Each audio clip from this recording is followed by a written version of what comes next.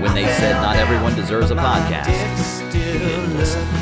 The Middle Class Holes. Bum, bum, bum, bum, bum, bum, bum, bum, bum. You guys got the Olympic fever? What are we, 2 weeks in? We about to wrap this puppy up? Anybody care about the Winter Olympics? Wes, Austin, Bay Brokerage? No, I was just thinking about it the other day about how much I care now, and it's very little.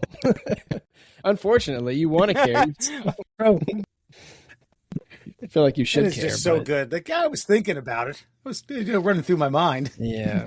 It's a shame. When I was a kid, it's only been 4 years. I remember as a kid, like, it was fun. And now, I don't know. I just don't care anymore. I don't know why. It's weird. I had this thought about it because when I remember I was like, man, when I was a kid, we would just gather around TV. That's all we do is watch the Olympics. And I'm like, it was forced. I think it was forced watching. I think it's something that we haven't experienced because now that we're adults, we've got every streaming service available to us. You got every other channel in the world. That's true. Why am I going to watch sports I give two shits about? I wanted to get into it. I used to like the half pipe, Shaun White out there doing his thing. I don't know. I don't even like the races anymore. The ones that have definitive endings to them, because it's all wrecks now. It's like watching a shitty NASCAR event on ice. It's NASCAR on ice. You watch the speed skating. Hold on now. What? What? I do fancy myself a little bit of NASCAR, so let's pull back on the reins. I'm not hating on NASCAR, but I'm just saying. You got to admit, NASCAR comes down to the last lap, right? And then everybody wrecks. I don't think I've watched a full race since I was like 9, but yeah. Thank you. So you like NASCAR in theory, like we love the Olympics in theory. Yeah, we don't care about the sports. We just want the medals, man. We just want to be like, all right, did we win the Olympics? No? I'll see you in summer. This is very true. I, on the other hand, watch the Olympics. I watch a lot of it, and that's just because I'm a sports goon. I will say, and I was having this discussion. So the U.S. men's figure skater, who was the favorite going in, shit the bed. I think he finished 8th or 12th or something like that. Had a terrible long program. He was going in leader after the short. I said, this is the painful reality that is the Olympics, because he's 21. He could come back in another 4 years and do. I don't know where the next Winter Olympics are going to be good, but he could do well. He could medal and have a great comeback story. In between time, he might win a world championship or two. No one's going to know. I don't watch the fucking world championships. No, never watch the fucking world. I never watch any world championship. Track and field, none of that. So, I think go ahead. But we've gotten too much curling. It's the entirety of the goddamn Olympics from start to finish. It's all I'm watching now. I understand it. Because I get it. I understand the scoring.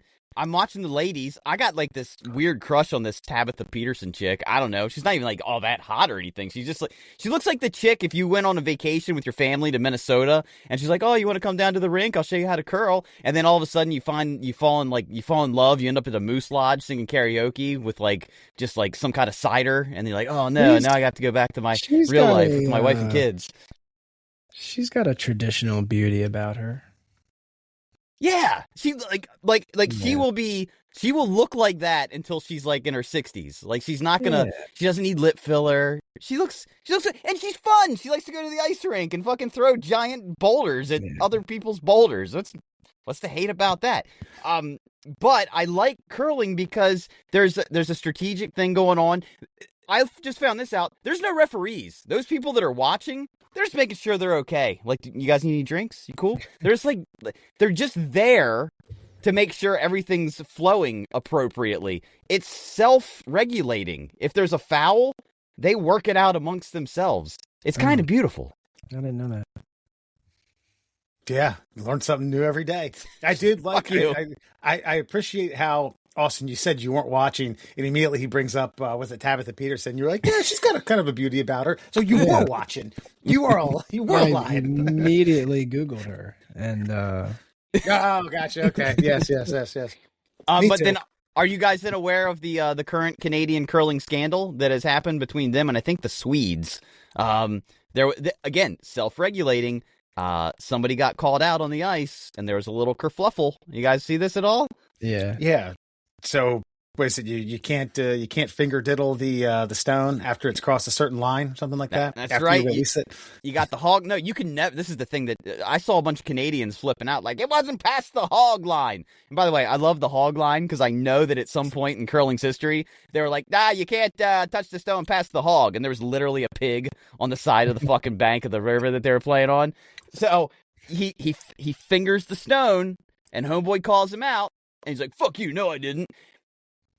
The Swedes specifically set up cameras so they could catch this guy touching the stone. And now the big to-do is Canada's pissed that they tried to catch them cheating with extra cameras that weren't provided by the Olympic Committee. It's like, I kind of love it because Canada, I think Trump broke Canada. Like, Canada is becoming villains of the world all of a sudden. It's kind of amazing because they were like the darlings. Oh, they're so polite, they're kind, they don't cheat, they're all for fair play. And then all of a sudden, they've turned into the cocksuckers of the Northern Hemisphere.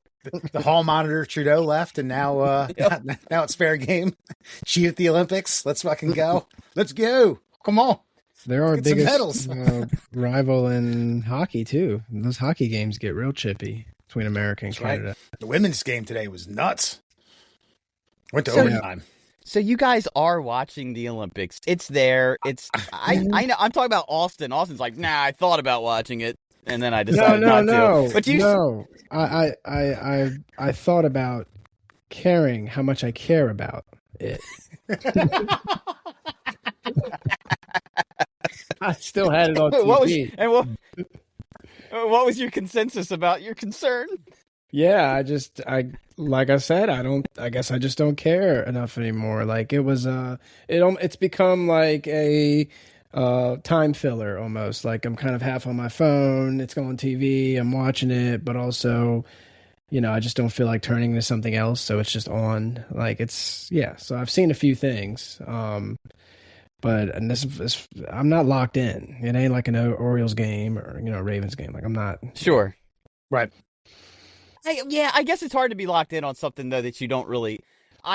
Honestly, I think you and I are actually on the same, because I'm the same thing. I am watching the last like 4 rounds of the curling match, but the first 6 I'm kind of like, because they're fucking blocking each other the whole time. Get the fuck out of here. But so it is just on there. It's in the periphery.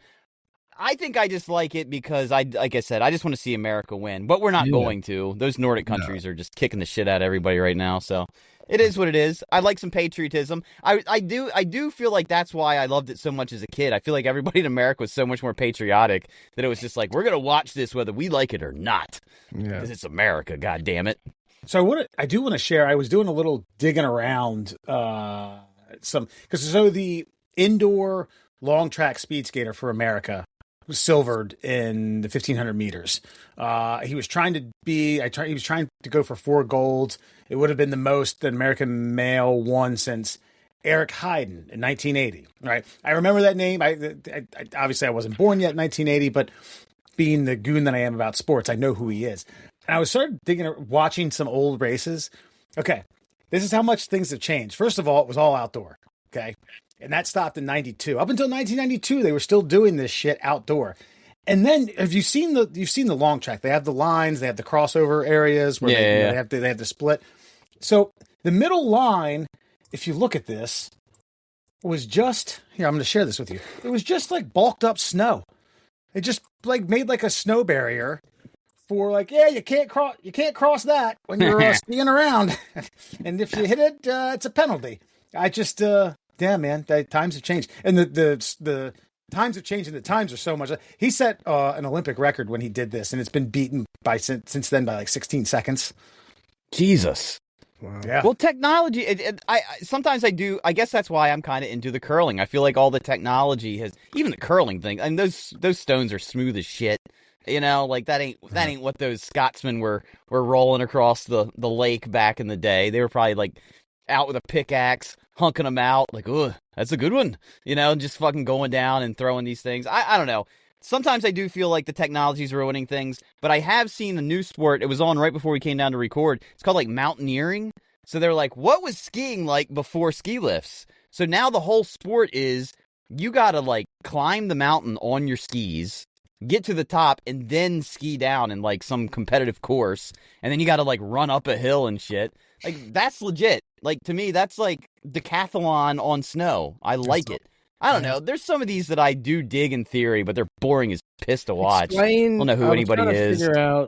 Explain to me I think it's the biathlon where they ski and then shoot. Yeah. What? Yeah. Why? So what is the shooting coming? You basically exhaust yourself, and then you have to be precise with the gun. And each time, excuse me, when you go to the shooting area, I think it depends upon the length, because sometimes you have like 3 or 4 shooting stations. They're all at the same spot, but it's when you've completed a lap. It's sitting or standing, and obviously standing is more difficult. You sit, you can brace yourself. There's some that are interchangeable. It's sit, stand, and that last one, when you are absolutely gassed, you have to stand and hit 5 targets, and for every one that you miss, you go to a penalty loop. It's like a little off the track kind of loop to go around a couple times. But the origin of that is like a hunting thing. So like if you were tracking an animal and you were out in the snow, you'd have to steady your heart to be able to make the shot. So I think like the thing's based on like the size of a rabbit or some shit like that. And so I like that one too, because it's, I don't know, it seems like the Olympics have become so hippy dippy. It's nice to see them fucking pull a rifle off their back for no reason. That's right. Just to take a fucking few pot shots. It's kind of like that sport. Have you guys heard of chess boxing? Yes, in Russia. Yeah. You go like you go a 3-minute round, then you hop in, and then they break out the chessboard and you play chess for 10 minutes or something like that. I have to assume that this was like a middling, a boxer who couldn't quite cut it as a pro and happened to be good at chess. This isn't some world-class chess player who's like, you know what, I'm going to take up boxing and win this thing. Like 150-pound Garry Kasparov in there, like. I just think it's the Russians being like, I don't know, being full of themselves and like, we're strong and smart. Watch this. I will fight you and beat you at chess.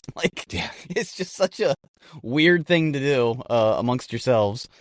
Yeah. They have to. They say it's the ultimate in physical combat, and then intelligence and strategery and all that good stuff.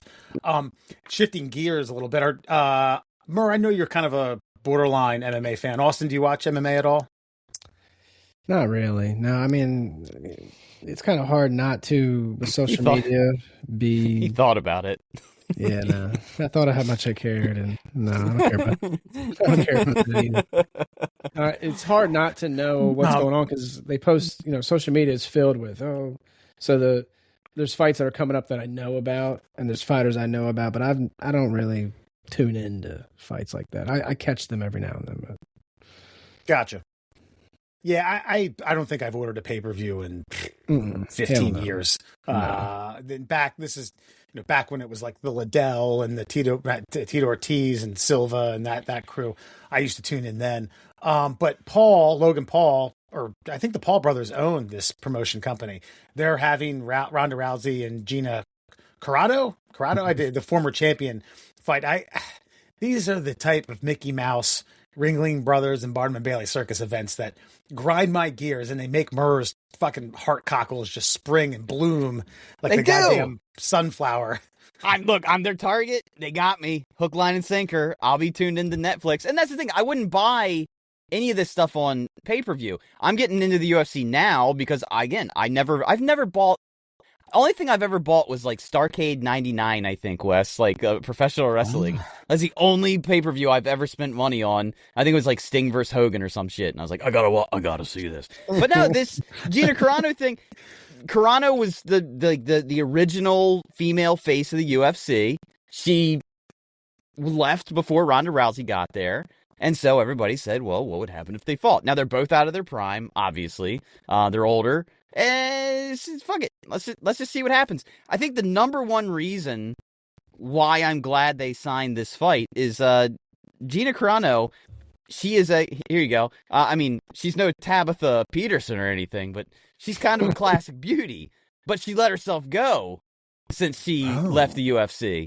And now, and I remember she was on Rogan after she got fired from all the Disney projects for, a meme she posted. And she kind of let herself go. And she said, I really want to fight again. Not because I care about winning, but because that's the only thing I can do to get back in shape. And now she looks fucking smoking again.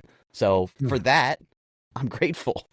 For Gina Carano to be hot again, I might tune in for that one. I may have Googled that name a few times in the past. That's interesting. Yeah, I think it just bothers me because this is what the Paul brothers have to do to make money. Whereas, like, they claim to be so ingrained in the fight game, and they're going to change the landscape of it. And I kind of weirdly hope they do. There needs to be some competition. We lost Austin. We'll you and Murr and I will fly solo-ish. We'll do a 2-man bobsled team here for the Lone Rangers. For that's right. Now with your hit single, the Lone Rangers. It just bothers me that this is the type of event that they roll out as like a game changer. We're changing the landscape of boxing and MMA and combat sports. I'll throw it back at you though. Like, everybody when you hear the bar talk, like, oh well, I wish so and so would have fought so and so. Oh, I wish so and so would have fought so and so. Well, aren't they just answering those calls? Isn't that kind of what they're doing? I wish Mike Tyson would fight somebody one more time. I bet even at his age he could. Now it was shitty. You got what you asked for, and it wasn't what you were expecting. But I don't think I've been clamoring for a Ronda Rousey return since her last fight but I did. Nunez just fucking teed off on her 15 times in a row. I was like, well, that's it. The game has superseded her. Sure. She hasn't evolved. And I think that's what makes this kind of a potentially maybe entertaining. It's an evenly matched fight because they've both been outside of the octagon for enough time that they both have enough ring rust that if this is what they want to do, they got to get back in shape. And I don't know.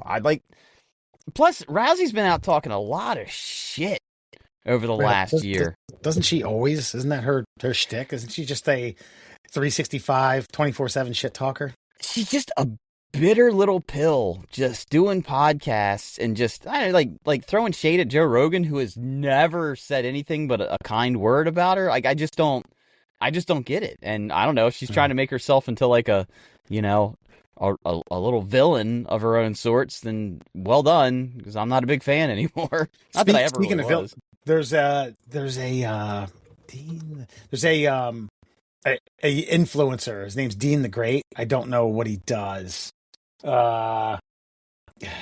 Anyway, back-to-back weeks. He got slapped by one of like a bodybuilder that hangs out with Rampage Jackson, and then this past week, this former MMA fighter named Tiki Goshen like straight up elbowed him at a party.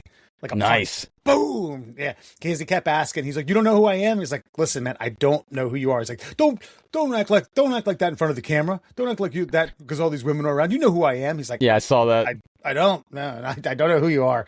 And then finally it was like, I don't like you. I don't like your tone. I don't like how you're talking to me. And gets in his face and wails on him. Good.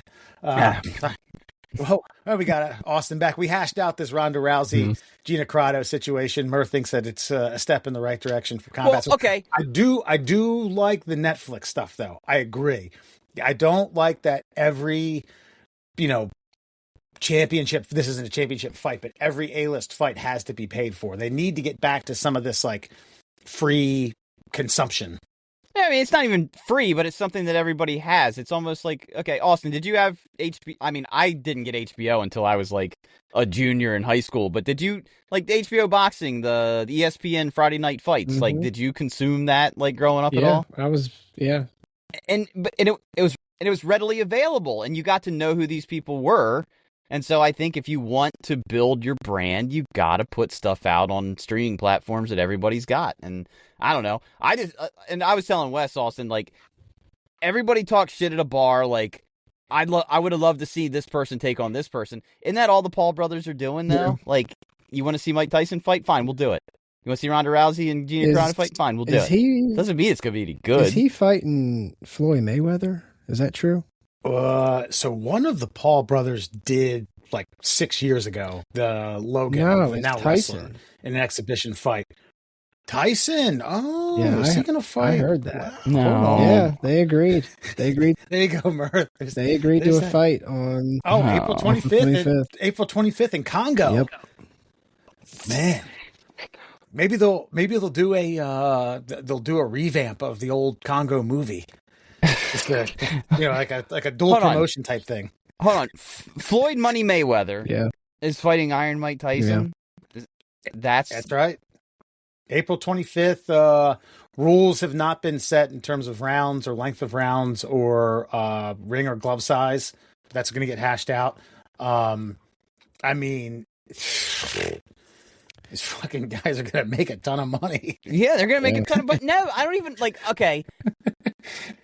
I think individually, they're going to make a ton of money. There's nothing we can do about it. But there's no way Mike Tyson can keep up with Floyd Mayweather. You're not built for that. Like, he's just going to sting him. Like, he's not going to knock him out or anything. He's just going to tap him with his gloves like 1,000 times around. Yeah. And Tyson's going to, if Tyson connects, maybe there's a chance of knocking Floyd into the next century. But no, it's going to be stupid. Yeah. I think I saw this fight, and it was at the 2008 WrestleMania when Mayweather wrestled the Big Show. The Big Show, yeah.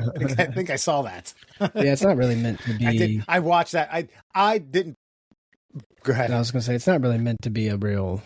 It's not meant to be a real fight, right? It's just a pure money raking machine, and the Paul brothers have perfected it.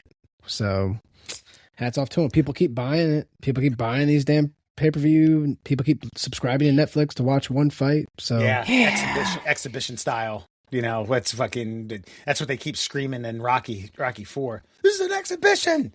And then Apollo died. Okay. Well, in this case, it's going to be. I don't know. I don't want to watch this. I might have to draw the line somewhere with the fights I'm willing to tune into. I think you got to let their numbers suffer a hair so they stop doing that kind of shit. But I'm okay with the Rousey Carano fight. Oh, this would mean to ask. So, did anything come of this Curlinggate? Nothing yet, man. It's just a big hubbub going around. The Canadian guy looks like a total asshole at the end of the day. So I don't know. I'm just glad there's a nice stain on that nice white and red Canadian flag. He reminded me. You remember Mighty Ducks Disney movie? You remember the coach that was the evil coach of the bad team, right? The guy with the slick back hair. Iceland. Yes. Yeah. I forget the character's name, but this guy reminds me. Man. He reminded me of that. And that stupid Canadian accent, like, fuck you, huh? What about that? I didn't do nothing. And just fucking, God, you don't have the voice for shit talking. Yeah. Karsten Norgard, who played Wolf Stanson in the Mighty Ducks 2. Man. There you go. There's a fucking poll. Quack. Yeah, right. Quack. I'm going to name you Wolf Norgard. All right. Middle Classels, everyone. Murr, Foxman, and Austin Lewis from yLife Brokerage. We're going to take a quick break. We'll be back with this week's Friend or Foe, and it's Squeaky Sneakers. Like a warm, creamy chutney. Get ready for another spoonful of the Middle Classels. All right, everybody, it's officially time for Friend or Foe. Going to read a news story to you, see if you agree or disagree. Friend or Foe, brought to you today by yLife Brokerage. That is where Austin can offer you all sorts of financial advice. Also, made a name for himself on the old interwebs with his outdoorsy cleanup of the bay. He goes out, he tells you kind of fun facts about the waterways and some of the wildlife. And one of the pieces of wildlife I recently saw that you highlighted was a zombie carp, as you put it, that had its eyes poked out by any number of savage animals. What would you guess took this carp to task in the Chesapeake Bay? I'd probably guess seagulls. They are seagulls, though. I don't. Yeah, they're some dickheads. I mean, I just thought they were like fry snatchers and shit. I thought they were just little assholes. I didn't know they were like violent assholes. They are little assholes, but like in every manner. You know, they'll kill, they'll steal, they do it all. So you find this giant invasive Japanese carp. You told us all sorts of tales about it and how it got here and how they get the shit kicked out of them. And you're like, I'm gonna take care of this guy as soon as I get done here. But first, now you didn't show what happened to the carp. And I'm just wondering exactly how the moment went down when the camera went black. Well, I mean, I only had my hands and a pitchfork, so there's only a few ways that we were going to put him out of his misery, and Okay.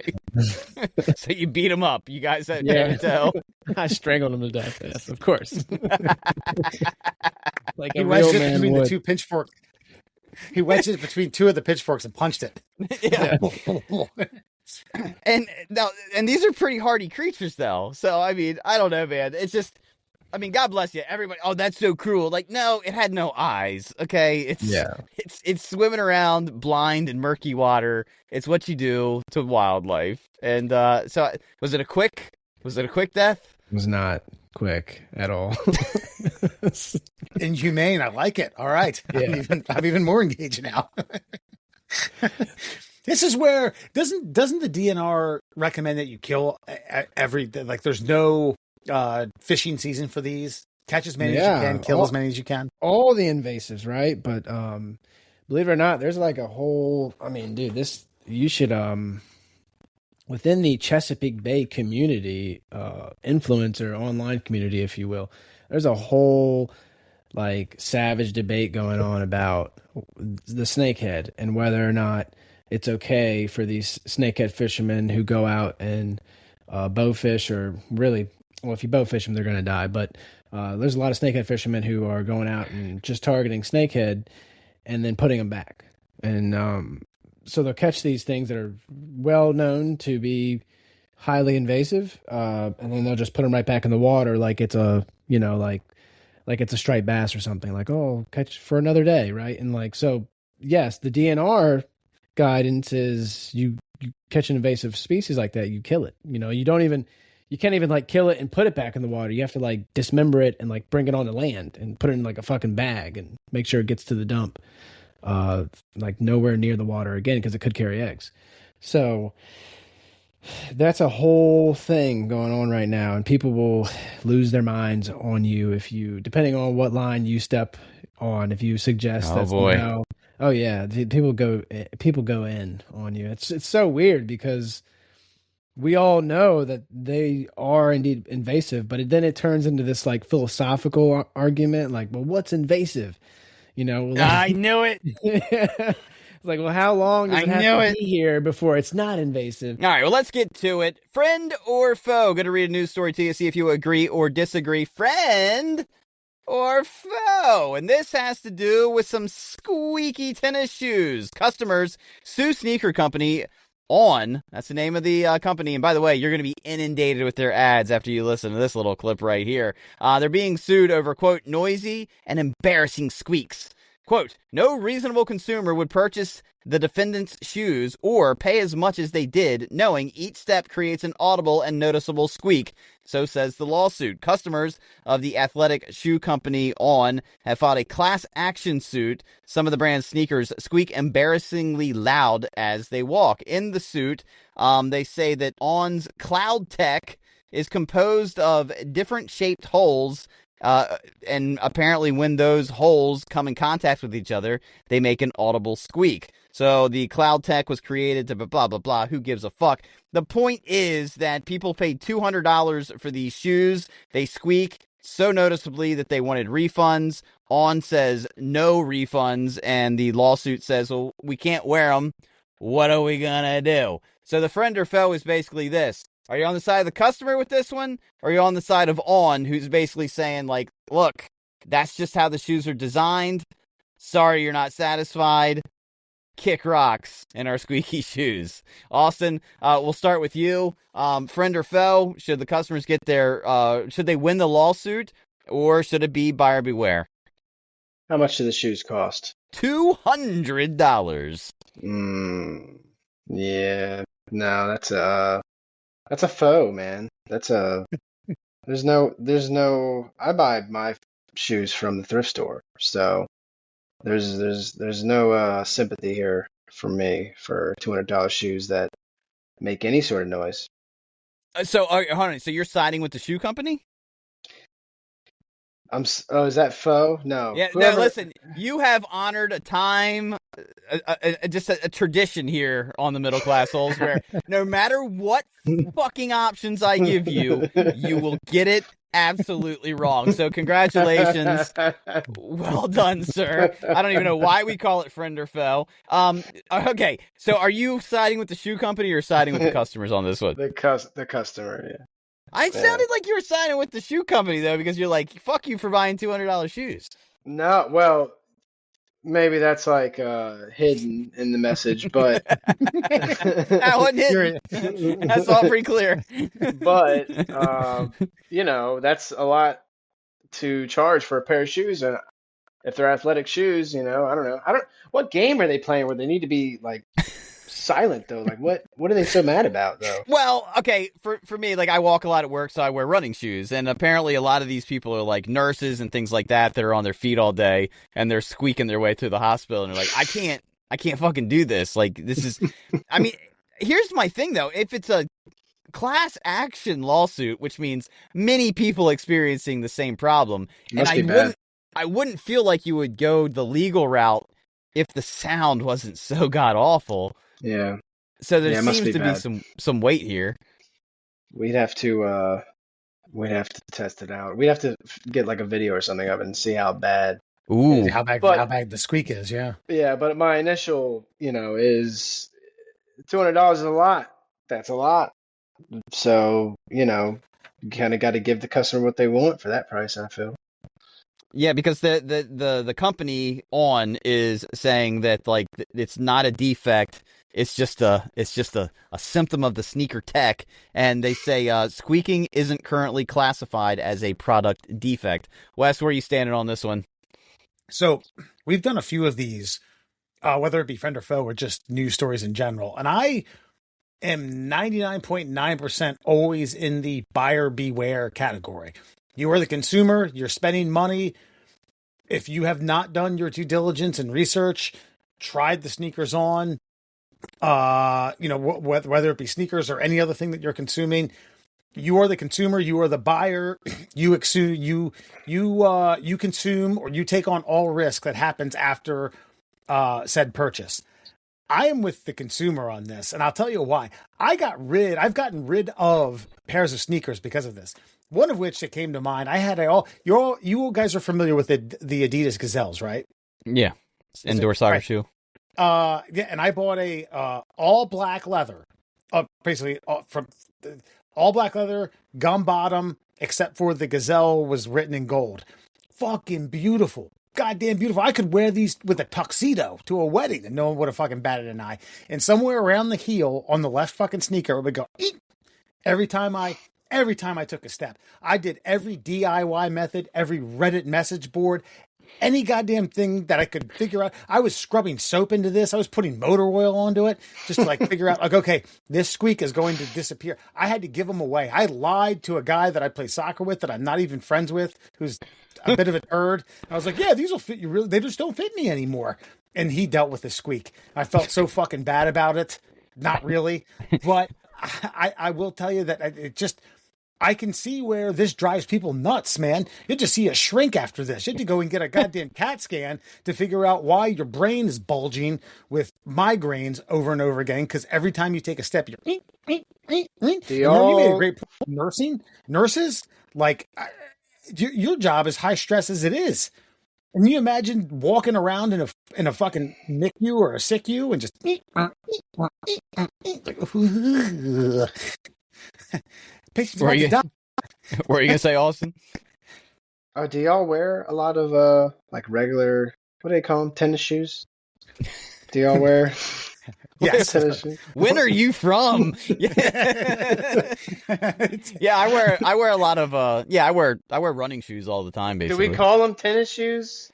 Sneakers, tennis shoes. I think either way is perfectly acceptable. Regular shoes, though, like soft shoes, right? Yeah. Yeah. Okay. Every day. I'm not agreeing to that. I don't know what he means. I own a couple of pair of dress shoes. 90% of my wardrobe is made up of quote unquote tennis shoes. I call them casual shoes, but yeah, I do. Okay. Yeah.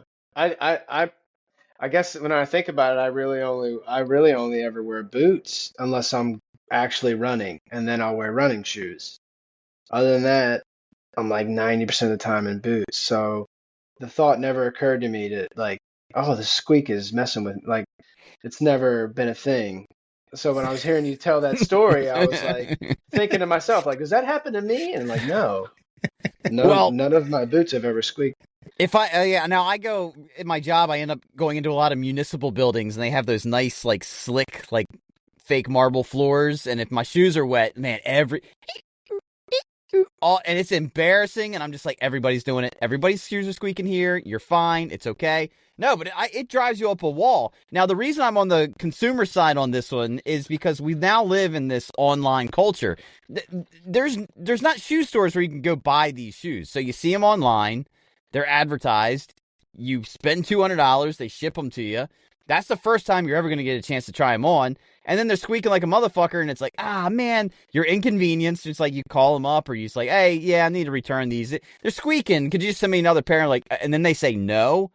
I think that's where everybody started to like ramp up. As soon as they heard that no, no, you don't understand. I've only worn them like once. There must be something wrong with them. They're squeaking like excessively. Like, oh, sorry, that's not a defect. You're gonna have to keep them. Fuck you, I gotta keep them because you to rally this many troops against one company is extremely hard, and somehow they managed it. And of course, there's a lawyer out there that's willing to take the case on. But I mean, are they gonna get their $200 back? Probably not. But I think it's the principle of the whole thing.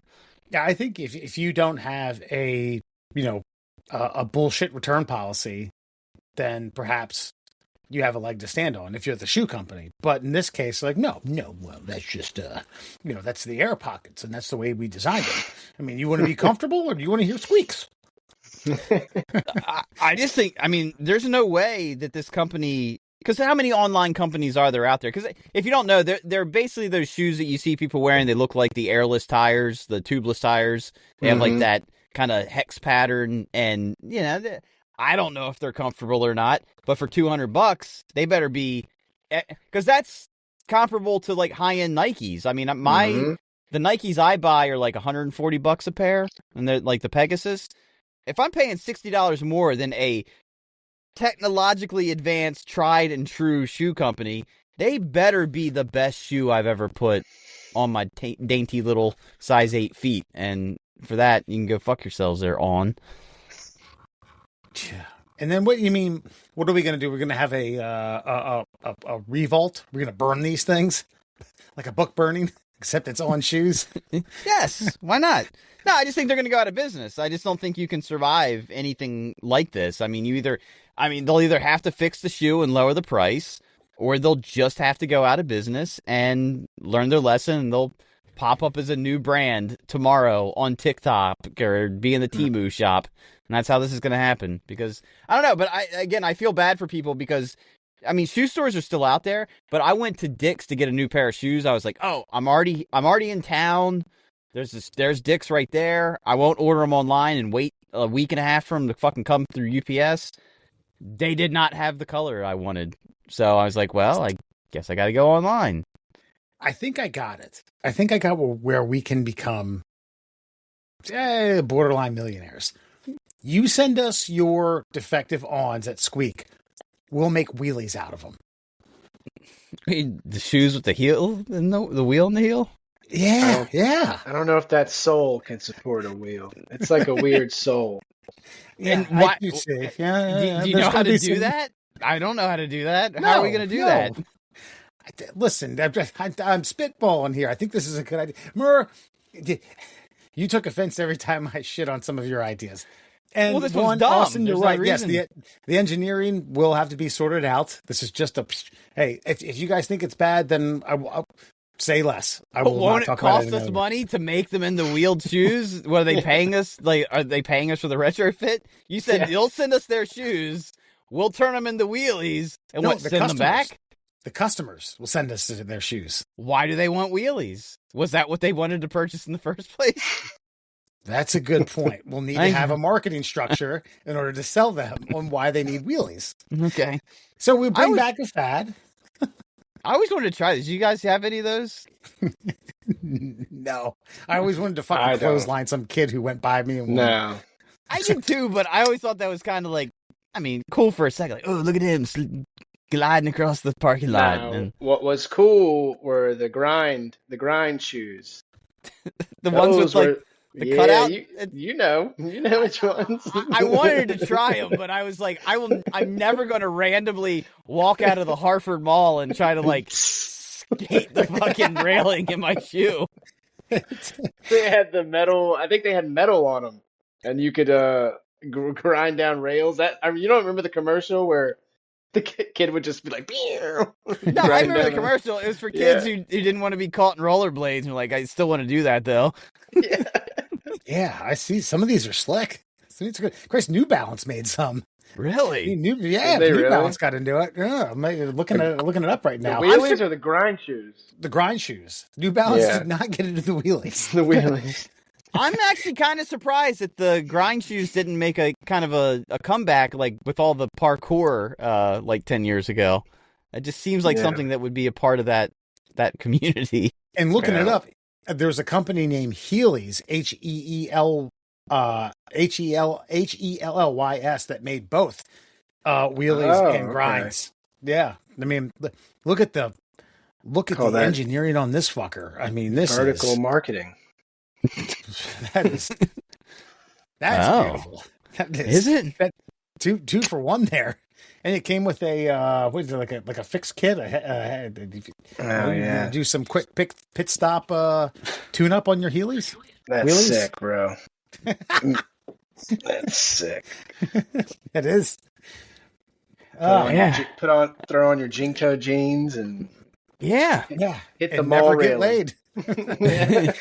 I'm surprised they haven't come out with like an electric shoe at this point, like where there's the wheels are in the bottom and you just like zip around like you're on one of those stupid fucking whatever. What are those things you guys have down there? Like the little green scooters.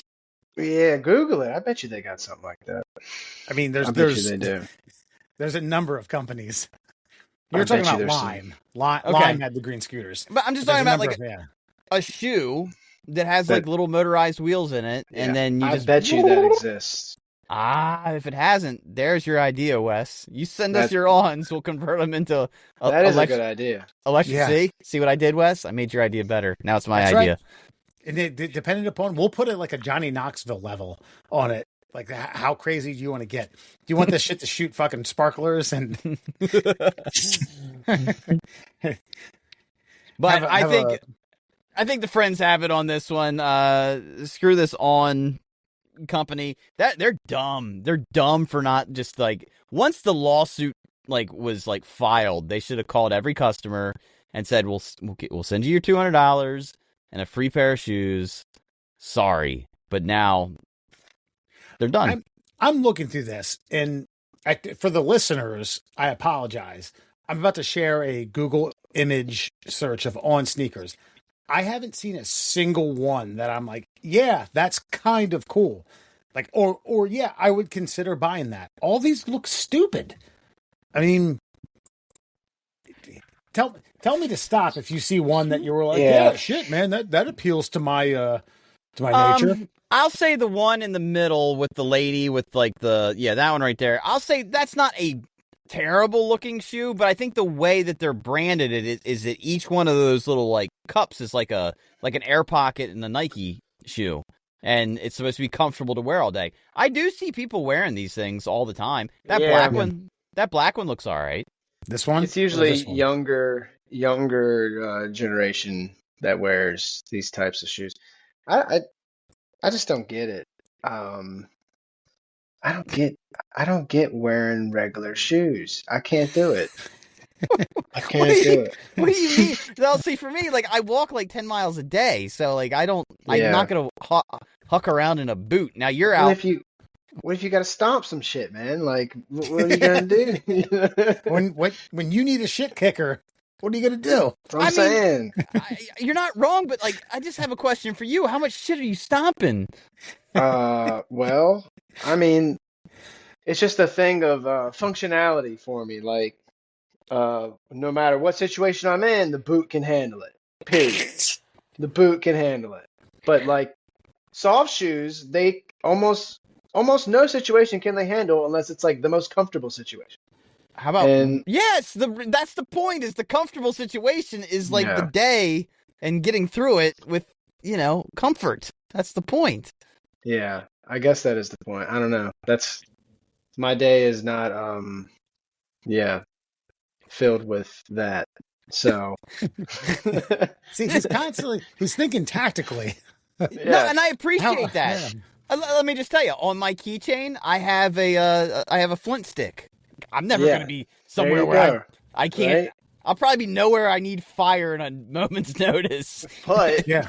one Yeah. day, I've got an army surplus can opener on my keychain. Yep. Why? Because I'm going to need a can of tuna on the side of a road when I break down with the fire I've built. No, Yeah. I don't know, but I get your point. But I shoes and a back that doesn't hurt at the end of the day are necessities in my world. Yeah, I don't know what I don't know, and if I end up having problems and it's because I wore boots all the time, then obviously I'll be like eating those words. But yeah, I just haven't. The only shoes I buy are running shoes, and so my thing is so that I look at I just look at it from that angle. I'm like, okay, you're either running or you're doing everything else. Yeah, if the you're runner, doing- you're stomping. And if you're doing everything else, you need a boot. And that's like all I can think of. What's going to happen is the day you have to convert because you've created these health problems for yourself. Yeah. You're gonna need to stop a carp, and when it happens, that sneaker is going to squeak. Yes. Squeak, squeak, squeak. No, That's what I'm saying. here, but you know what? I can actually kind of sympathize with your mindset here because there are occasions where I need a boot because like it's raining or it's mucky out, Yeah. and then I've been wearing these running shoes for Mhm. years. And then I put on a boot, and I'm like, how am I supposed to walk in this with my dainty feet that have been cushioned by pillows of air for the last decade? So, yeah, I've got the exact opposite problem. You're probably better off than I am, because one day I'm going to need an orthopedic, and I'm just not going to be able to lift my knee. Well, the true like the real way to do it is just nothing. Just walk barefoot everywhere. That's that is like the top tier of functionality. Then you can't. There's really no situation that you can't handle except like a situation that cuts your feet up. But Yes, other than that, which is why Yeah. even thousands of years ago they were strapping slip pieces of leather to the soles Yeah. of their feet. 'Cause- But you can get your feet so tough from walking that they are like leather. Like you can get your feet crazy tough, and they can be really hard to cut and cut up and stuff. There was a guy. Remember Dual Survivor? yeah, I was going to bring that up. Yeah, it was. I think it was Cody Lundin. Always went barefoot. Unless it his was like feet were extreme crazy. tundra. Yeah, and I can't imagine. I mean, the calluses that guy built. Christ, you could have made a sneaker. I'm out of that. jealous. Yeah. Right. I'm legitimately jealous. Like I have to put on a boot to achieve that, and he just gets that. But there was one episode where they were in some rocky terrain and the rocks were like shaped like razor blades, and the dude with the Hulk Hogan mustache was like, listen, Cody, I'm telling you, you're gonna want to put some shoes on. He's like, nope, I got it. And he was suffering.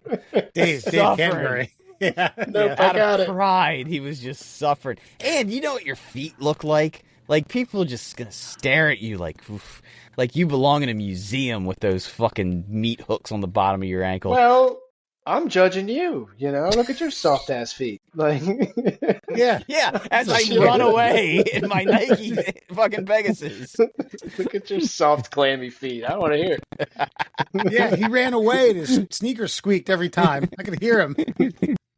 Yeah, The, actually, that's such a great. There's a great episode of that where they're hard up for food. Cody gets grasshoppers and does them like kebab style. Puts them on a skewer and puts them over a fire and eats them. And Dave Canterbury, the guy you were talking about, the Hulk Hogan, Fu Manchu, he was like, "Do you want one?" He was like, and I don't. It's one of those ones where I really think the editors of that show had to like make a hard decision as to whether or not they were going to put this into the show. And he's like, man, the last time I saw someone eat like that, they pulled a tapeworm out of his ass that was this big. Oh, by the way, have you ever seen the tapeworms? Look up bears and worms. That will give you nightmares for the rest of your life. You know what I'm talking about, Austin? Mm-hmm. Dude, they just disgusting. hang. It's disgusting. Yeah. Is it just any bear, pandas, polars, or all of them? Or It's do they... like black bear, grizzly bear, any bear that's like fishing in the upper northwest. Well, the amount of animals that have worms is disturbing. You don't think about it, but you see them in fish. You pull a fish out of the water, and you'll see them. And sometimes, like your dog, for example, right? Like you hear about heartworms and stuff, and it reminds me, I don't think I've ever given my dog a heartworm medication, but too late for that.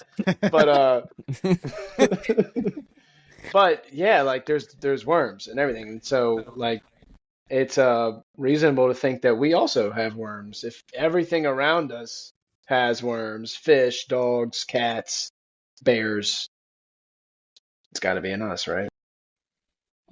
I mean, but I think that's why we have modern medicine, just like we have modern shoes. We've made life better for ourselves. So I'm assuming if we had a worm, we would have rooted it out by now. Would you know though? Probably not. Know? No. Yeah. I mean, unless I had an insatiable appetite and I never gained a pound, but yeah, probably not. No, but yeah. I mean, it's just that guy. Do you know the guy from Jungle Keepers, Paul Rosalie? yes, He does So he's talked a lot about parasites and stuff because obviously down there, he's in the Amazon rainforest, though. Yeah, but he heals like all of that with normal like leaves and bark from trees and stuff, and so I'm not sure if you can. I'm not sure if you necessarily always know when you have a parasite, but it seems to be something you can heal on your own in a way. I don't know. Yeah. And then we got, I mean, all the preservatives in our food. I'm sure those worms don't want to lick of us. I'm pretty sure we're fine. We live in a first world country, one of the last in the lands. So I think we'll be okay. There ain't gonna be any worms hanging out of my ass anytime soon. By the way, before we get to friend or foe, and before you go, last thing I want to say is, Murr, I know you're familiar with Spinal Tap. Austin, have you ever seen that movie? This is Spinal Tap. If I have, I know the name, but I can't remember the movie. It's a 1984 mockumentary. Rob Reiner actually made it. Yeah. Rob Reiner. Yeah. David St. Hubbins. Remember they asked him about why he calls himself St. Hubbins? Murr, do you remember what I don't remember that line. No. He says he's named after the patron saint of quality footwear. St. Hubbins. Did you see the second one? I have not. No. And I feel bad. I feel bad because I love the first one so don't much. feel bad. You know it's going to suck just like Happy Gilmore 2 sucked, just like all these remakes 30 fucking years later generally suck. I'm not naming all of them, but yeah, they're usually bad. Yeah. Top Gun Maverick was good. That's a good point. Top Gun Maverick is one of the anomalies. Dumb and Dumber was just god awful. Dumb and Dumber and Dumb and Dumber 2, TOO, were both bad. Yes. They were so bad. The was particularly bad. All right, so the friends have it on. Listen, I guess we'll sort out this whole mess about wheelies and grinders if we're gonna retroactively customize your shoe to handle your day-to-day wear. We will take a quick break. We'll be back with Fun Fact Friday and Before You Go. Well, we're just gonna have to use our brains. Damn it. And now, Fun Fact Friday. It is time to expand your mind. It's time officially for Fun Fact Friday, brought to you, of course, by our many sponsors. Of course, Austin Lewis is joining us from yLife Brokerage today, and you can always visit our other sponsors. You've got the Shin Splints Recovery Group. You can find them on Facebook. You got any pain below the knee and above the ankle, and also the Flat Earth Science Advocates for Truth. I haven't heard, has the Artemis missions taken off? Here you go. Austin, do you even know about the Artemis mission? No. Okay, we're going to the moon, and everybody hates Elon and NASA so much they haven't even fucking mentioned it. So they're getting. So I don't know if that's happened yet. Hopefully they can officially conquer the Flat Earth Society and show everybody a nice round globe, which we all live on. But if you would like to be an advocate for truth, find Flat Earth Science Advocates for Truth on Facebook. Let's get to it. What, Wes? It's just plugging that fucking Facebook group always brings a chuckle to my heart. That's all. Yeah, again, and we talked about it, that there are people out there. The guy who wrote Pulp Fiction was on Avery. Rogan. Yeah. And he was not. Now he kind of copped out at the end, like he didn't own up to it because Rogan was really pushing on him. But he was making an argument for a flat Earth, and I'm just like, you wrote one of the greatest movies of all time. How can you hold this perspective, sir? Jesus Christ! But let's get to it. 5 fun facts for you on a Friday. Did you know, in the coldest, most isolated place on Earth, a Russian engineer at Antarctica's Belgorod station allegedly snapped and stabbed his colleague because the guy kept spoiling the endings to books he was reading. The victim, Oleg Belzagov, survived the 2018 kitchen knife attack, but got patched up and was evacuated for treatment. The accused, Sergei Setviev, was flown back to Russia and faced attempted murder charges, possibly the first ever recorded on the continent. So every time Homeboy would pick up a book, dude would be like, verbal is Kaiser Soze. So I conclude, 1, the antagonist of this was well read, and 2, don't send Russians to Antarctica. Well, in 3, I almost feel like this is friend or foe. Okay, you're on an isolated place. You brought one form of entertainment, and the guy across the way keeps fucking that up, like, royally. Here you go. I'll ask Austin. He likes to stomp things in boots. Was the stabbing justified? Did he die? No. Yeah, it's all right. Thank you. Because think about it, Wes. Like, you have no other form of entertainment. There's no TV down there. There's no radio. There's just wind and cold and research, apparently. And all you've got is a stack of books. And Homeboy keeps telling you the last page of each one of those books. When do you snap? When have you been antagonized so much that you can't contain yourself? See, coming from a guy who cut the power to a living room when someone was trying to enjoy the Pittsburgh Penguins winning the Stanley Cup, not once but twice, I understand where this guy's coming from. A practical joke goes a long way, man. Self-entertainment. So you're saying his form of entertainment was ruining the other person's entertainment? Yeah, man, you got to get some chuckles somewhere here in Antarctica. How many books do you have to spoil before enough is before enough? you start getting stabbed? Yeah, that could be some. I would say the guy needs to be checked. I don't know if a stabbing was good, but maybe just have the brakes beaten off him, or like 1,000 dead legs. I think my stabbing was good, but again, these are Russians. They're just different folk. I felt like my heart was warmed when I read it was 2018, so this was not that long ago. This is a pretty recent attack. That's right.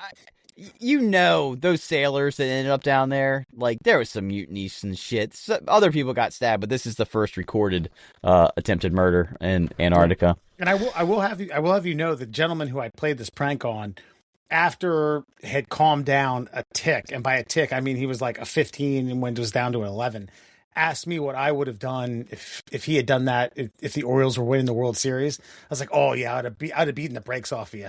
I'd have smashed your fucking. I'd have bent you like linguine. 100%. Could you imagine that? Oh God, you'd been a human pretzel. Figure eight.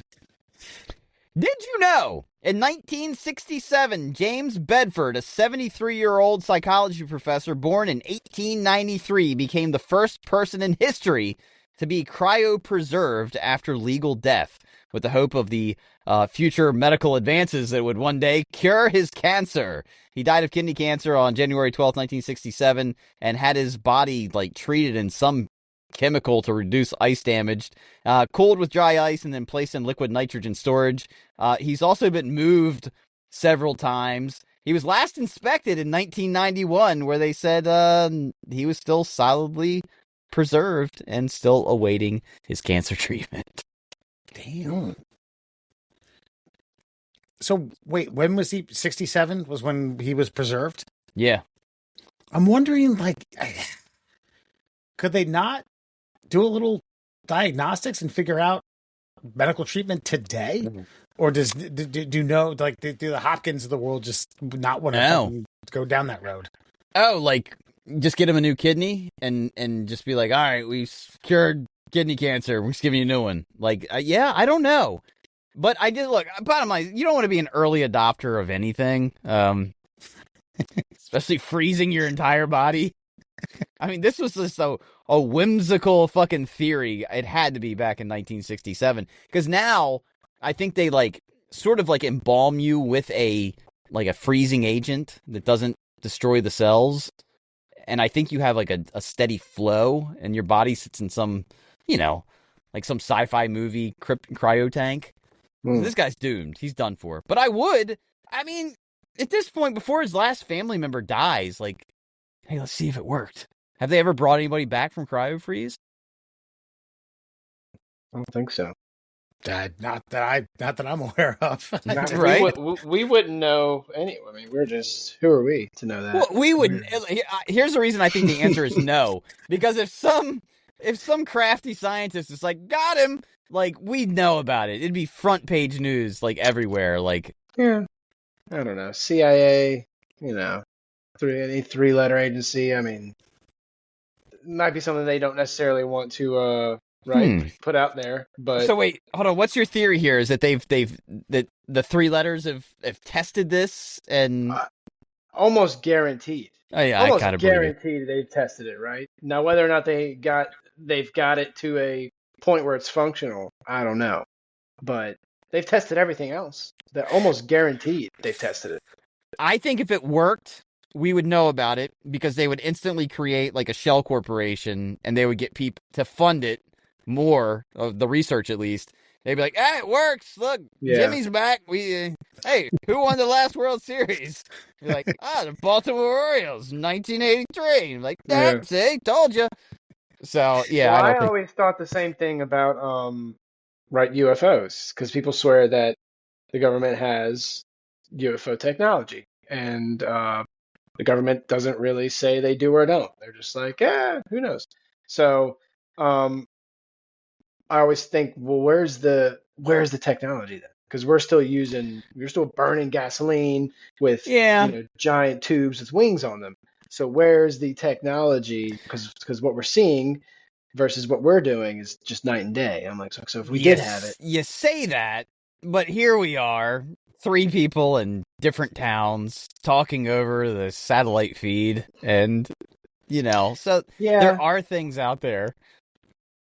I guess because this is explainable, right? We're using like radio waves. We're using sound waves and radio waves, so that makes sense to me when you explain it.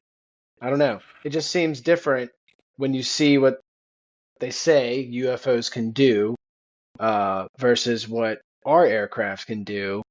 And then apparently we've supposedly had them since Roswell, right? So 70 years we've supposedly had them.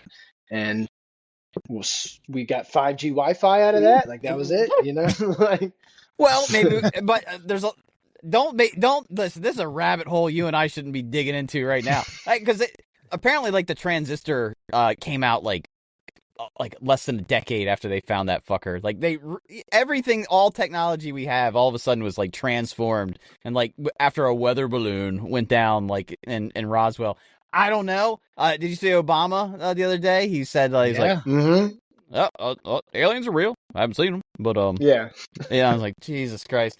Yeah, and now Trump's saying he's like, he put out classified information. I'm like, what the fuck's that mean? What part of it was classified? The aliens, or what are you talking about? So, anyway, that's the most honest answer we'll ever get on it. It's like 2 guys basically pretending like they know but don't know, and then oh, look, you said what we aren't supposed to know that we do know.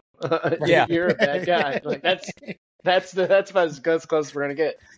Yeah, no, but I would like to see. Look, if they brought somebody back, I think again, bottom line is I think we'd know there'd be a brand new corporation out there, and we'd all be signing up for something we will never, ever, ever, ever, ever benefit from. Bringing people back from the dead. Because they could easily lie to you. I think that's why they hate this thing. Is like, yeah, listen, we'll bring you back. You'll never know if they bring you back. You'll never know. Yeah. You'll never know you're dead. You'll never know. You'll never know the next existence in eternity. You might be pissed off too. Like, what if wherever you go is cool, and then you wake back up and you're just like, oh, Fuck. Barron Trump is president now, and yeah, and we've all. I mean, what's the fucking Sylvester Stallone movie? Him and Wesley Snipes. It's not a Demolition RoboCop. Man. Yes. Demolition Man. Yeah. Where he was awake the whole time. I'm like, that's impossible. He's like, I remember my family coming to visit me. Now they're dead. Now there's the three. Now I can knit. Yeah. But I don't know how to wipe my ass. Right. What are the Did three? you know? The three seashells. I don't get it. Man. What a B movie with the most pop culture reference of all time. Everybody knows the three seashells. That's right. Moving on. Did you know? In 1912, as the Titanic was sinking, some first-class passengers continued tipping deck stewards and complaining about the cold. God. That's a level of wealth that we will never understand. It was in a movie, wasn't it?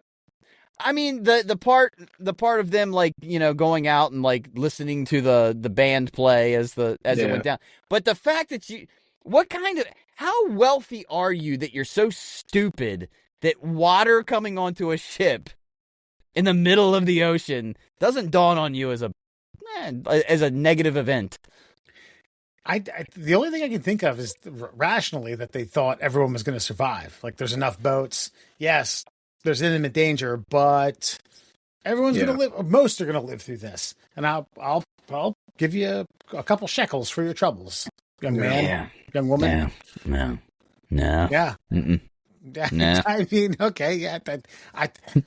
I'm just trying to rationalize it. I'm not trying to tell you that these people weren't assholes. No, they were assholes. They were 100% assholes. They had too much money, too much, just too soft a life to where they never thought anything bad was ever going to happen to them.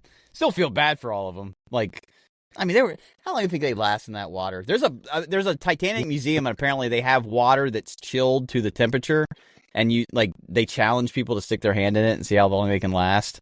And it's not long. It's I think it's 12 seconds is the longest people can go.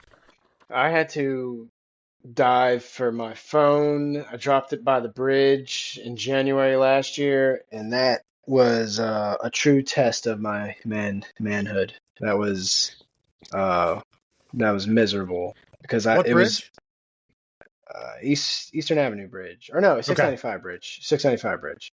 So did you have to go fully immersed? Yeah, because the thing was, I don't know if you've ever tried to pick anything up while you're having to float. So, and you can't see, right? So I'm trying to use my feet. And so, but I'm trying to float and also use my feet. So then I'm feeling for my feet and then trying to simultaneously pick whatever it is, pick it up off the floor and bring it to my hands without drowning. It's so cold. It's impossible, by the way. You can't do it. So I ended up. So then I tried going diving headfirst, and by this point, I've been in the water for 10 minutes. But I'm so cheap, I refused to let that phone go, and I did get it back. Did it still work? Yeah. Oh, it's an iPhone, so it stays submerged for 40 minutes. Wow! Look at that. That's a commercial right there. God bless you. What do you think the water temperature was? It was January. It had to be in the 40s. It was so cold. It sucked. Yeah, but could you now imagine being in water where ice is readily available? Well, have you ever taken an ice bath? Once. Yeah. So if you've done that, then you know, That's about as miserable as it gets. Oh, You yeah, get into 100%. a I bath did filled with a- ice. I did Yeah. a polar bear plunge, which is like, a community Mhm. fundraising event where you jumped in and got out. And Yeah. I've told this story before. They put everyone in tents to change afterwards. And if you want to ever see a small dick party, that's where it's at. Yeah. 100%. Yeah. Can I just sign up for that portion? That's right. Did you know? In 1184, during a heated political assembly in Erfurt, Germany, dozens of Holy Roman Empire nobles, princesses, bishops, and high officials gathered in a hall above the town's latrine pit to hash out alliances. The floor, weakened by rot and the weight of everyone standing on it, collapsed. Around 60 of these powerful men and women plunged straight into the massive cesspit below, many drowning in sewage, some crushed by falling timbers, or just simply suffocated by bodies and filth. Wow. Bummer. It's a bummer, man. Couldn't wait to pull that out. The only thing I can think of in recent history that reminds me of that. Remember Buffett? Someone on Jimmy Buffett tour bus released the poop hatch over one of the bridges in Chicago. That was Pearl Jam. Was it Pearl Jam? I thought Buffett had his hand in it as well. Was it Pearl Jam? Okay. Yeah, they released it and it was like, a tour boat in one of the many rivers of Chicago, and everyone at the top deck got a taste of what Pearl Jam was cooking. But just of all the ways to die, like drowning sucks already. Mm-hmm. Drowning in liquid shit is a whole new, yeah. whole And you new think wrinkle. you're there protesting, right? You're there. No, they were there doing like Game of Thrones, like if you do this, I'll do this, and you do this, and I'll do this, and then it's like a medieval fucking UN meeting. Gotcha. Yeah, and then shit broke loose. Yeah. Oof. I also have dropped my phone inside of a porta potty. Oh God. It's a theme with you, Austin. And when you fucking walk around all day trying to film content, you drop your phone in like the most inconvenient places that should be so obvious, but never occur to you until after, and you're like, oh well, So, but this one was not. This one was kind of a series of weird events because I had to take my waders off to sit on the toilet and the phone. So I take my waders off and the phone goes flying out of the waders, banks shot off the wall of the porta potty, and then before I can sit down, it slides right under my butt. Bloop! Right into the blue goo. The blue goo of It death. happened so quick. I was watching it. It was like shoot, ding, and then It made a bloop before you even wanted to bloop. Then I picked that bitch out. That's what. Oh my God! Tell me you Zombie have carp like down there. yeah. Tell me you have like an OtterBox or something on that phone. I don't remember. This happened a few years ago. Yeah, so I'm sure there was something on it. But, Okay. Yeah, there was something on it. but that doesn't help. Then you've got those little ports though. The hearing, the microphone port and the hearing port. And yeah, those didn't smell good at all. Oh, you God. We need to put together an Austin phone fund. Yeah. And finally, Pac-Man was originally called Puck-Man in Japan. But for the U.S. launch, they changed the name to avoid arcade vandals. They knew they would turn that P into an F. So to avoid Fuckman, they turned him in to Pac-Man, gaming's first family-friendly censorship hack. Yeah. So, Murray, you're a little older than me. Austin, you're a little younger than me. I can remember being in pizza shops playing Pac-Man. Mm-hmm. Like waiting on pizza.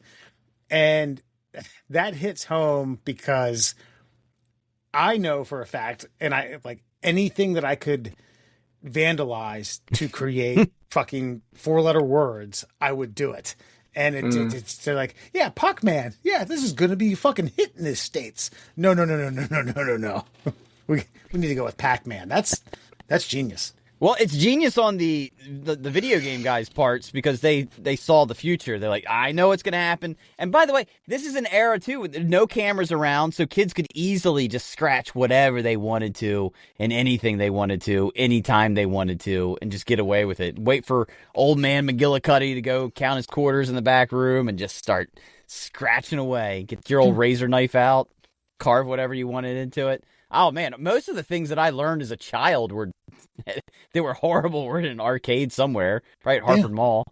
We talked about this, textbook covers.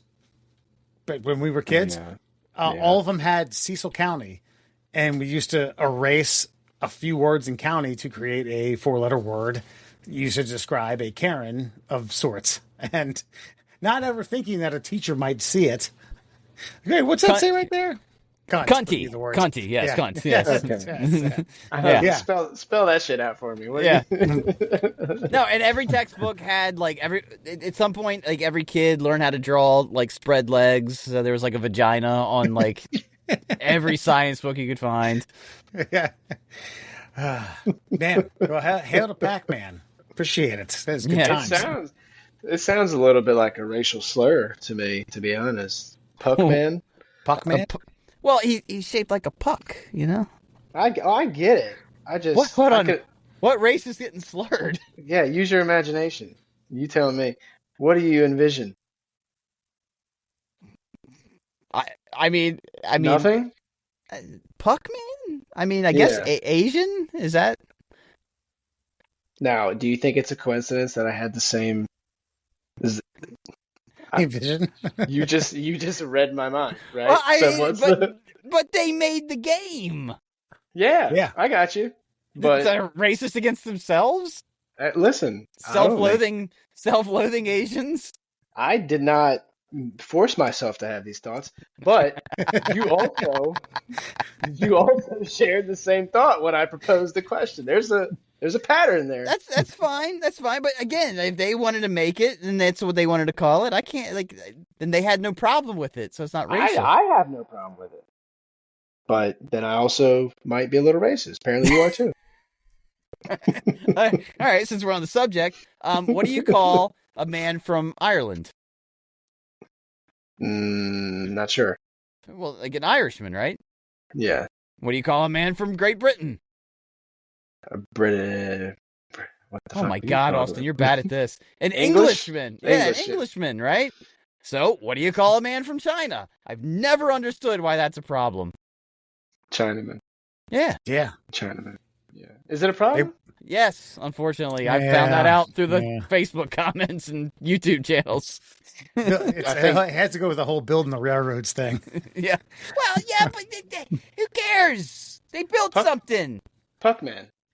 Yes. That's And that, my friends, is your Fun Fact Friday. All right. So now, before you go, we take you to the Windy City, Chicago, the crown jewel of the Midwest. And apparently there was a billboard that was put up that just said free burrito and a QR code. According to local some news sources, that this created quite the predicament for people who were trying to scan the QR code to get a free burrito while traveling at speeds of more than 45 miles an hour. Retrieving a free burrito sometimes comes at a cost to damaging your Honda Accord. I don't know, your thoughts on, I think either the idiocy of the billboard creators or the passengers or drivers of the car. Well, it couldn't be the passengers. That's who I would ask if I was doing this. But I guess the idea of just a driver be like, oh my God, free burrito. Or you're forgetting the cleverness of the people who put the billboard up, because if everybody's ramming their cars into the guardrails, they're probably not getting no fucking free burrito. Good point. Yeah, free burrito is the least of there. With every insurance claim, you get 2 free burritos. Austin, I mean, free burrito sign? Are you whipping out? Is your phone on the side? What on the side of the highway? Yeah, possibly. So if you had to envision what the ethnicity of the people driving the Honda Accord stopping to get the burrito. Mexican men. No. It's the free part. You're overlooking the. I have shed some light on some racial prejudices today. Caucasians like burritos too, man. Yeah. And now you're envisioning the car, the Accord, right? Yeah. You can see the spoiler. You can see. It's not an Accord. It's not an Accord. It's a Chrysler 300. Yeah, it's American built. Oh, I thought you said Accord. He did. Well, I did. Yeah, He did. I'm just correcting the record. Oh, okay. Yeah. It's objection, Your Honor, retraction. The make and model was totally a Chrysler. No, I think some of these things are built or constructed with no wherewithal. I mean, what aren't you getting with a website or a social media promotion that you aren't getting with? I'm going to show you this if you haven't already seen it. It doesn't show the company. It doesn't show who's offering it. All it says is free burrito and a QR code. I feel like it's a psyop by the fucking local police department. Yeah. There's just there's a cop on the side of the road waiting for people to do this with their phone, like boop boop, and they're gonna fucking yank them over. And specifically, what kind of cop? A racist cop. Well, there's one cop that might be more interested than most. I don't like that you're putting all of these balls in my court and making me take the shot. It's wildly unfair. It rhymes with rice. Oh, yes. Got it. Figured that one out. Man, that riddle was riddled. Anyway, that's tonight's Before You Go. If you're interested in a free burrito, visit the greater Chicago area. Yes. And Please. Your wishes may come true. We need to make America great again. Please visit. It's one burrito and one insurance claim at a time. You can check the Middle Class Holes out on all your social media platforms: Instagram, Twitter. Now there's an idea. You want to do wheelies? Let's do Titter, man. Yeah. Sex sells. Instagram, TikTok, YouTube, and Facebook at the Middle Class Holes. You can also email us at tickleourtummies@gmail.com. Austin, want to give a quick plug for your social media outlets? Probably not. I want anybody to find me. Fair enough. All right. We'll be back next week. Alan joins us again. We hinge closer towards St. Patrick's Day extravaganza coming up on March 12th. Otherwise, we will see you all next week. Take her easy. A big old glass of beer. 'Cause I get drunk most every day. I always seem to find myself late. Might be on as fuck. I'm still riding like a pup. I fell down, but my dick's still up.